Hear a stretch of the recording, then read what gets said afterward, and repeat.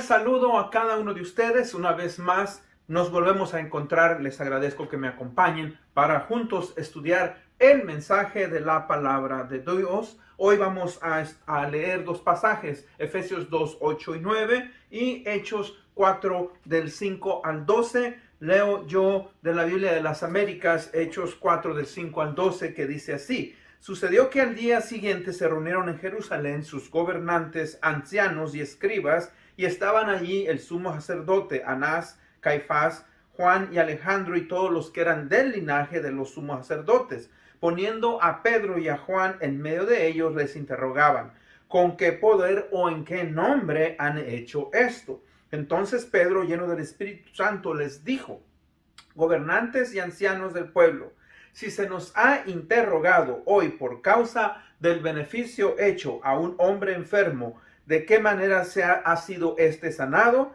sepan todos ustedes y todo el pueblo de Israel que en el nombre de Jesucristo de Nazaret, a quien ustedes crucificaron y a quien Dios resucitó de entre los muertos, por él, este hombre aquí se halla sano delante de ustedes. Este Jesús es la piedra desechada por ustedes, los constructores, pero que ha venido a ser la piedra angular, y en ningún otro hay salvación, porque no hay otro nombre bajo el cielo dado a los hombres en el cual podamos ser salvos. Efesios 2, 8, 9 dice: porque por gracia sois salvos por medio de la fe. Esto no es de vosotros, pues es don de Dios, no por obras, para que nadie se gloríe. Oremos. Padre, gracias te damos por permitirnos estar estudiando, Señor, las doctrinas, Padre, de la Reforma. Y hoy que concluimos este estudio, Señor, te damos las gracias porque solamente Cristo, Señor, es el único que, Padre, tiene autoridad, quien, Padre, tiene el poder de darnos salvación y vida eterna. Gracias por tu vida, por darnos, Padre, vida, por darnos el privilegio de poder conocerte. Gracias por tu Espíritu Santo. Guíanos en verdad y ayúdanos, Padre, a seguir adelante. Abre nuestra mente y nuestro entendimiento. En el nombre de Cristo Jesús pedimos esto. Amén. Bueno, como decía en mi oración, hermanos, estamos llegando a la conclusión de la serie Las 5 doctrinas de la Reforma Protestante. Y hoy vamos a entrar, ¿verdad?, a solo Cristo, solo Cristo. Entonces vamos pues a concluir con esta serie que es tan importante. He mencionado que en la historia mundial ha habido eventos, ¿verdad?, que han traído cambios poderosos, ya sea para mal o ya sea para bien. Y la Reforma Protestante fue uno de estos. Muy especialmente, obviamente, para el cristianismo, porque, si usted recuerda, el 31 de octubre de 1517, Martín Lutero, un monje de la orden de los agustinos, clavó sus 95 tesis en la catedral de Wittenberg, y allí, ¿verdad?, comenzó lo que se llama la Reforma. Él lo hizo en contra, ¿verdad?, de la Iglesia Católica Romana, la cual influía grandemente en la vida espiritual de los feligreses, ya que tristemente había caído, ¿verdad?, en un oscurantismo terrible. Le digo esto, ¿verdad?, porque si usted va a la historia, se da cuenta que el papado se vendía el sacerdocio, se vendía la salvación por medio de bulas y otros méritos que el creyente buscaba para la salvación. Gracias pues a hombres como Martín Lutero, que fueron a la Biblia y vieron que la palabra de Dios es algo que es totalmente diferente a lo que se enseñaba a doctrinas de hombres. Por eso es importante, ¿verdad?, que cada uno de nosotros aprendamos, que cada uno de nosotros sepamos lo que la palabra de Dios nos enseña. Así es que hoy, pues, como dije, vamos a ir a la quinta doctrina que hemos estado estudiando: solo Cristo, solamente por medio de la obra redentora de Cristo Jesús somos salvos. Fíjese que ahí, ¿verdad?, vimos pues que Juan Pedro y Juan son interrogados por el concilio, se cree que es el Sanedrín, ¿verdad? 70 ancianos, 70 personas de los judíos que están interrogando a Pedro y a Juan a causa de que un hombre cojo había sido sanado. Y le preguntan ellos, ¿bajo qué nombre han hecho ustedes? ¿Bajo qué autoridad, qué poder o qué hombre han hecho? Ellos obviamente, ¿verdad? Responden inspirado, Pedro inspirado por el Espíritu Santo, y les dice, sepan ustedes y todo el pueblo de Israel que en el nombre de Jesús, ¿verdad? Jesucristo, el Nazareno, a quien ustedes crucificaron y a quien Dios resucitó de entre los muertos, por él, este hombre se halla aquí sano delante de ustedes. Y no solamente eso, dice, sino que este Jesús, quien es la piedra, el fundamento, fue desechada por ustedes, ustedes los constructores, pero ha venido a ser la piedra angular, o sea, la piedra de fundamento. Y por eso dice, ¿verdad? Y en ningún otro hay salvación, porque no hay otro nombre bajo el cielo dado a los hombres en el cual podamos ser salvos. Solamente pues a través del Señor Jesucristo podemos ser salvos. Y Hechos 4:12 dice, y en ningún otro hay salvación, porque no hay otro nombre bajo el cielo dado a los hombres en que podamos ser salvos. Y vamos entonces a entrar al punto número 1. ¿Qué significa que somos solamente salvos por medio de la obra redentora de Jesucristo? Ahora, dice aquí este pasaje, ¿verdad? No hay otro nombre, no hay otra persona, no hay otro individuo, otro personaje, ¿verdad? Ninguna de las deidades de los romanos, de los griegos, de cualquier religión, ¿verdad? Puede darnos salvación. Él es el único. Si Dios, ¿verdad? Existiera, o si Dios tuviera otro medio, Él no lo hubiera dicho, ¿verdad? Pero esto no es así. Dios mismo, el Padre, ha determinado que la salvación sea solamente a través del Señor Jesucristo y nada más.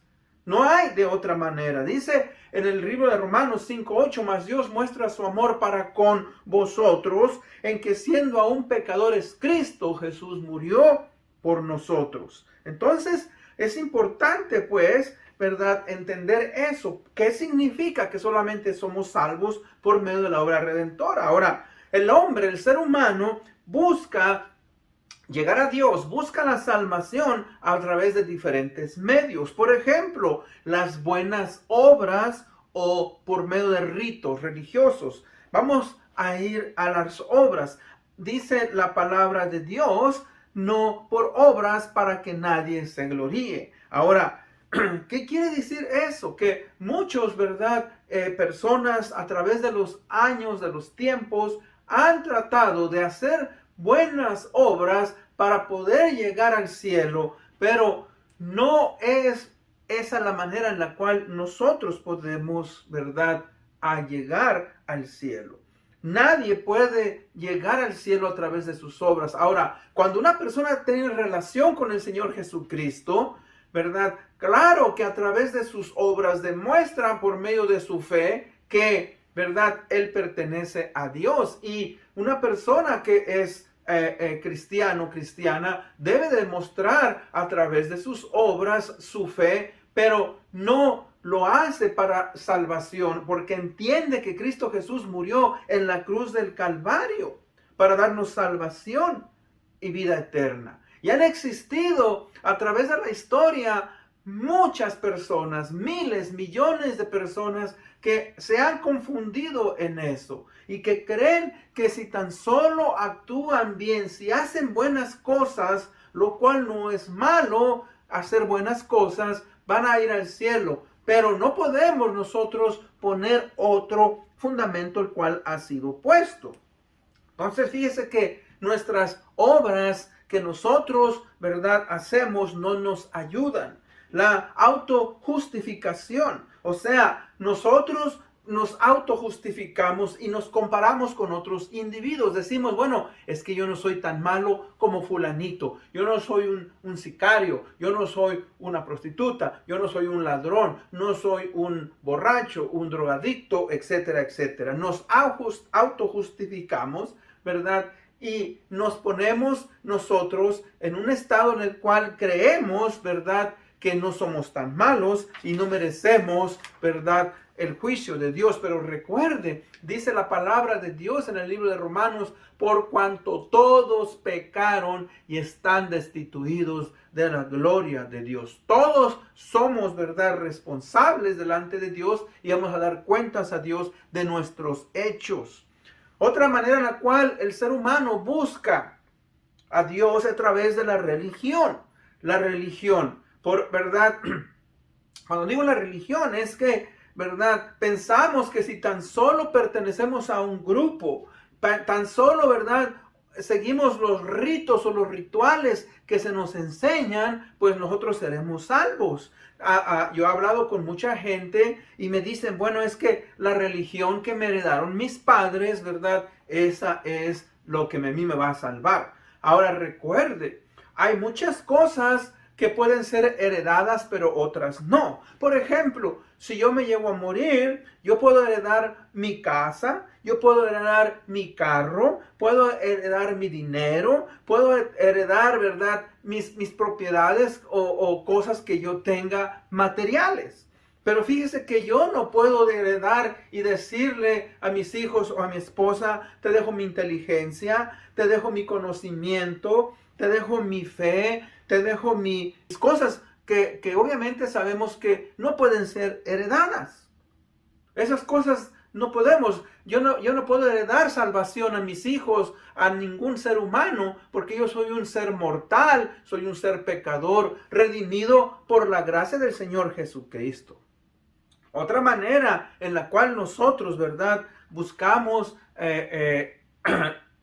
buscar llegar a Dios es a través del intelecto o de la filosofía. O sea, creemos que nuestra inteligencia, creemos que nuestros pensamientos van a salvarnos, que vamos a presentar buenos argumentos delante de Dios. Y no hay ser humano, no hay individuo que vaya delante de Dios y pueda presentarle argumentos. En el Proverbios 21:30 dice, no hay sabiduría, ni inteligencia, ni consejo contra Jehová. O sea, no hay algo que usted vaya a decirle a Dios y que pueda ayudarle. Por eso cuando dice este pasaje, ¿verdad?, porque no en ningún otro hay salvación, no hay otro nombre bajo el cielo dado a los hombres en el cual podamos ser salvos. Cristo Jesús es el único medio por el cual Dios, ¿verdad?, nos garantiza que podemos heredar y obtener salvación y vida eterna. Por eso es importante que entendamos este concepto doctrinal. Si usted aún no ha recibido al Señor Jesucristo, si usted aún no ha entregado su vida, esa siempre es la invitación. Reconocer que vivimos en pecado, reconocer que nosotros, ¿verdad?, no merecemos la salvación por nuestra posición, por nuestra inteligencia, por ser religiosos, por ser buenos, no, sino que solamente la podemos obtener si confesamos nuestro estado de pecado y vivimos de acuerdo a lo que la palabra de Dios nos enseña. Ahora, punto número 2. ¿Por qué no podemos sustituir a Jesucristo por algo más? Por ejemplo, como mencioné anteriormente, como las obras, como la religión, como el conocimiento. ¿Por qué no? Mire, la misma palabra nos dice en 1 Corintios 3:11, dice, porque nadie puede poner otro fundamento que el que está puesto, el cual es Jesucristo. Como hombres, como seres humanos, podemos intentar poner otros cimientos que no sean Jesucristo y edificar sobre ellos, pero esto, fíjese, al fin y al cabo será un trabajo vano, será sin propósito, de nada nos servirá. ¿Por qué? Porque estamos tratando de usar nuestros propios medios que no nos sirven. las obras, por medio de la carne, una educación religiosa, una profesión o el conocimiento, la justicia propia, etcétera. Nada de esto, ¿verdad?, puede ser usado como fundamento. Ahora, ¿qué es un fundamento? Bueno, hablando, ¿verdad?, teológicamente, un fundamento es un principio u origen en que se asienta una verdad. Y en este caso, toda la fe del cristianismo está sentada, está fundada en la obra redentora de Cristo Jesús. ¿Por qué entonces, verdad, debemos de poner este fundamento? Bueno, para sostener aquello que va a ser edificado. Cuando estamos hablando de un fundamento, estamos hablando de que usted va a construir un edificio, una casa, ¿verdad? Y que usted, antes de construir, de poner paredes, tiene que tener algo sólido para que esa casa pueda sostenerse, ese edificio. Ese fundamento da a la construcción, a la casa, al edificio, solidez. Le sirve de base, de apoyo, para que no caiga, para que no sea arruinado. Y ahí es donde, fíjese, el ser humano muchas veces trata de poner en su relación con Dios cosas que obviamente no son necesarias y que no es tanto que no sean necesarias, sino que no nos ayudan para poder tener una relación con Dios como Él quiere. Pablo, el apóstol Pablo, ¿verdad?, había sido un hombre antes de venir el Señor Jesucristo, religioso, muy entregado, y perseguía a los cristianos, ¿verdad? Él los encarcelaba, él los iba a ciudades y los llevaba presos. Él creía que él estaba haciendo lo que era correcto, pero obviamente él tiene un encuentro con el Señor Jesucristo y el Señor Jesucristo le dice: Pablo, ¿por qué me persigues? ¿Cuál es, en otras palabras, tu problema? Tú no sabes, ¿verdad?, con quién te estás metiendo. Ahora, Pablo entiende que obviamente él está equivocado con ese encuentro con Jesucristo, cambia su mente y ahora, ¿verdad?, él se vuelve un hombre entregado. Esto usted lo puede leer en el libro de los Hechos, del capítulo 9 en adelante, vemos la vida de Pablo. Ahora, Pablo se convierte, sigue al Señor Jesucristo y escribe 13 cartas. Y en el libro de Filipenses 3, capítulo 3, del 1 al 11, Pablo, ¿verdad?, especifica y dice, ¿verdad?, que cuantas cosas eran para mi ganancia o para él ganancia, las he estimado como pérdida por amor de Cristo. Y aún estimo todas las cosas como pérdida por la excelencia del conocimiento de Jesús mi Señor, por amor del cual lo he perdido todo y lo pongo por basura. O sea, Pablo era un hombre religioso, un hombre, ¿verdad?, fariseo, un hombre circuncidado de la tribu de Benjamín. En cuanto a serlo, dice, perseguidor de la iglesia. En cuanto a religión, ¿verdad?, un hombre impecable. Pero él se dio cuenta que nada de eso podía ayudarle en su relación con el Señor Jesucristo.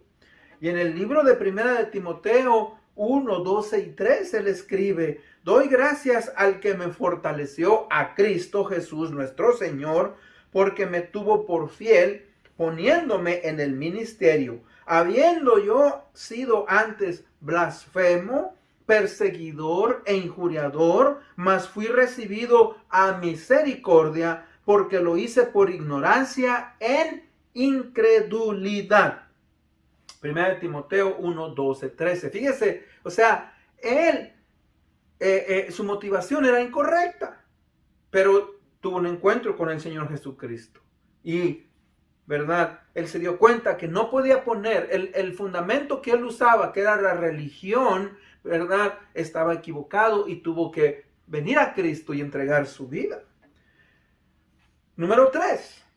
Solo el sacrificio de Cristo Jesús fue y es capaz de redimirnos del pecado. Efesios 2:1 dice: y Él os dio vida a vosotros cuando estabais muertos en vuestros delitos y pecados. Está hablando de una muerte espiritual. No teníamos una relación con Dios antes de venir al Señor Jesucristo. Ahora, fíjese que Cristo nos redimió. Ahora, ¿qué es redimir? Bueno, la palabra redimir es el acto de liberar o rescatar a una persona o a un objeto de una situación gravosa. O sea, se da un cambio, se da un pago a cambio, ¿verdad?, de ese individuo. O sea, se paga un precio. Y el Redentor es el que paga, ¿verdad?, ese precio. En este caso, Cristo Jesús es nuestro Redentor. Él pagó en la cruz del Calvario con su propia vida, siendo inocente, sin pecado, ¿verdad?, para que usted y yo pudiéramos obtener la salvación y la vida eterna, porque nosotros no podemos pagar por nuestra propia salvación. Y en Romanos 5:8 que leí anteriormente dice: mas Dios muestra su amor para con nosotros, en que aun siendo pecadores, Cristo murió por nosotros. Ahora, fíjese qué importante, ¿verdad?, y esencial es eso. ¿Por qué? Porque dice que Cristo murió por nosotros cuando aún éramos pecadores. No lo merecíamos, pero Él vino y nos redimió, nos compró y pagó ese precio en la cruz del Calvario para que usted y yo fuéramos salvos. Eso es, ¿verdad?, algo importante, ¿verdad? Solamente entonces ese sacrificio a través del Señor Jesucristo puede, ¿verdad?, salvarnos. No hay manera. Por eso, cuando confiamos en nuestras propias obras, cuando confiamos en nuestra religión, cuando confiamos en nuestro líder religioso, cuando confiamos en nuestro propio intelecto, cuando confiamos en los ritos, lo que usted confíe, obviamente no es, ¿verdad?, correcto, no es lo que Dios tiene en mente. Y eso viene del Antiguo Testamento. Es una figura de Cristo Jesús. Cuando se sacrificaba, ¿verdad?, una oveja, un carnero, unos pichones, lo que se ofrecía, ¿verdad?, era para que la persona ofreciera, ¿verdad?, un pago por su pecado. Y eso es lo que en el Antiguo Testamento se habla del Cordero Pascual, el Cordero de la Pascua. Cuando la nación de Israel estaba en Egipto y salieron, ¿verdad?, de Egipto, el ángel, la última plaga, ¿verdad?, aquí dice que vino el ángel enviado de Jehová y se llevó el alma, mató, ¿verdad?, al primogénito de cada hogar. Ahora, se dice que la sangre, cuando ellos, los israelitas, ¿verdad?, mataron al cordero y pusieron la sangre en el poste de la puerta, el ángel pasó por encima para que no, ¿verdad?, hubiera muerta en ese hogar. Y ese Cordero Pascual, ¿verdad?, figuraba al futuro a Cristo Jesús. Cuando Juan el Bautista ve al Señor Jesucristo venir hacia él, dice: he aquí el Cordero de Dios que quita el pecado del mundo, dando a entender que Cristo Jesús moriría en la cruz del Calvario para darnos salvación y vida eterna, para cubrir nuestros pecados, para que nosotros, ¿verdad?, nosotros no fuéramos culpados. Él tomó nuestro lugar que merecíamos nosotros morir, pero Él lo tomó y la ira de Dios ya no está sobre nosotros. Por eso es que es importante entender eso. Punto número 4. ¿Qué pasa cuando ponemos o agregamos algo más a la obra redentora de Dios? Cuando usted y yo queremos agregar o poner algo que obviamente no podemos hacer, traemos vergüenza, rebajamos, ¿verdad?, la obra de Cristo Jesús.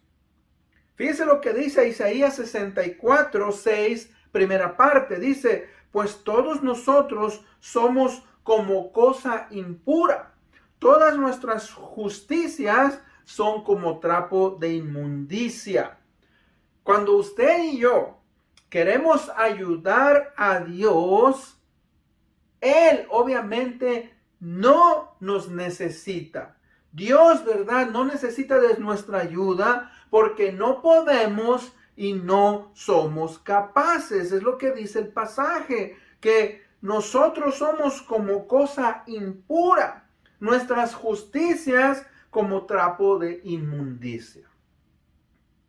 Todos nosotros usamos trapos para limpiar la cocina. Los hombres cuando trabajamos en nuestros carros, usamos trapos. Y cuando esos trapos acabamos de hacer nuestra tarea, obviamente quedan sucios, malolientes, no los queremos. Hay que lavarlos o se desechan. ¿Y sabe qué? Ninguno de nosotros, cuando acabamos de hacer algún trabajo y tenemos algunos trapos que están verdaderamente sucios, queremos guardarlos y decimos, ay, esto sabemos que es basura, lo tiramos, lo desechamos. Y de la misma manera, cuando nosotros nos acercamos a Dios creyendo que a través de nuestra inteligencia, de nuestras buenas obras, a través de nuestra religión o de nuestro intelecto, lo que sea, vamos a ayudar a Dios, estamos al contrario, estamos entorpeciendo la obra de Dios. Eso es lo que decimos, ¿verdad? Que rebajamos a Jesucristo al nivel de los hombres cuando Él es Dios. No hay, fíjese, no hay manera en la cual usted y yo podamos ayudar a nuestro Dios. Él es Dios. Y nosotros tenemos que confiar. Por eso es que nos ha dejado su palabra. Por eso es que usted y yo debemos de confiar en lo que Él nos dice. Fíjese que a veces, ¿verdad?, estorbamos a Dios. Y en vez de ser instrumentos de honra, somos instrumentos de deshonra. En el libro de Mateo 16, 21 al 24 le leo yo este pasaje, ¿verdad? En el cual el apóstol Pedro está haciendo de estorbo a Dios, al Señor Jesucristo. Dice, desde entonces comenzó Jesús a declarar a sus discípulos que le era necesario ir a Jerusalén, padecer mucho a manos de los ancianos, de los principales sacerdotes y de los escribas y ser muerto y resucitar al tercer día. Entonces Pedro, tomándole aparte, comenzó a reconvenirlo, diciendo, Señor, ten compasión de ti mismo, en ninguna manera esto te acontezca. Pero él volviéndose dijo a Pedro, quítate delante de mí, Satanás, me eres tropiezo, porque no pones la mira en las cosas de Dios, sino en la de los hombres. Entonces Jesús dijo a sus discípulos, si alguien quiere venir en pos de mí, niéguese a sí mismo, tome su cruz y sígame. O sea, fíjese cómo Pedro no ha entendido el mensaje de que Cristo Jesús tiene que morir en la cruz del Calvario para darnos salvación y vida eterna a toda la humanidad. Y él quiere usar medios humanos. No, Señor, va a ser doloroso. Pedro había visto a muchas personas a ser crucificadas, ser muertas. Él sabía que era una muerte no solamente dolorosa, torturosa, pero una muerte, ¿verdad?, que solamente se le daba a criminales y personas, ¿verdad?, que eran malditas por Dios mismo. Y él quiere, ¿verdad?, persuadir al Señor Jesucristo que no le acontezca eso. Ahora, fíjese cómo él le dice, no permitas que eso te acontezca. Ahora, Pedro no entiende que Cristo Jesús tuvo una misión. La misión que vino el Señor Jesucristo a cumplir en este mundo era el de morir en la cruz del Calvario para darnos salvación y vida eterna. Entonces, cuando nosotros nos ponemos en el brazo de la carne, cuando confiamos en nuestras obras, cuando confiamos en nuestra religiosidad, entorpecemos el trabajo de Dios. Por eso, ¿verdad?, es que tenemos que aceptar que Cristo Jesús murió por nuestros pecados. Por eso dice, ¿verdad?, en ningún otro nombre hay salvación bajo el cielo en el cual podamos ser salvos. O sea, no hay manera en la cual usted y yo podamos ser salvos si no es solamente a través del el trabajo redentor de Cristo Jesús en la cruz del Calvario. Número 5. Cristo completó la obra de redención, justificación y propiciación. En Mateo 5:17 el Señor Jesucristo dice: no penséis que he venido para abolir la ley o los profetas. No he venido para abolir, sino para cumplir.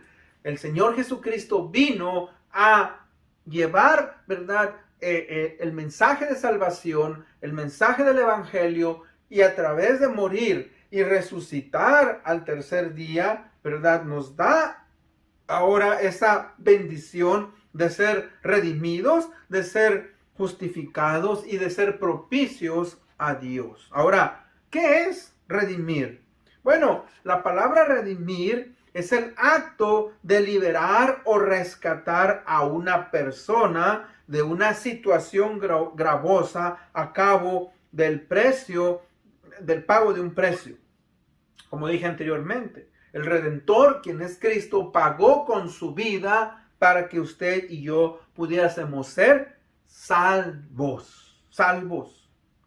Cristo tuvo que pagar el precio que nadie podía pagar por nosotros. En el libro de Romanos 3:23 y 6:23 dice: por cuanto todos pecaron y no alcanzan la gloria de Dios, porque la paga del pecado es muerte, pero la dádiva de Dios es vida eterna en Cristo Jesús, Señor nuestro. O sea, fíjese qué importante es que podamos entender eso. Él nos redimió, Él nos compró por su preciosa sangre. O sea, que solamente el sacrificio de Cristo fue y es capaz de redimirnos del pecado.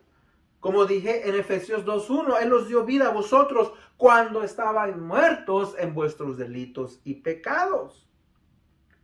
En 2 Corintios 5:21, nueva versión internacional, dice: al que no cometió pecado alguno, por nosotros Dios lo trató como pecador, para que en él recibiésemos la justicia de Dios. Ahora, esa es la doctrina de la justificación.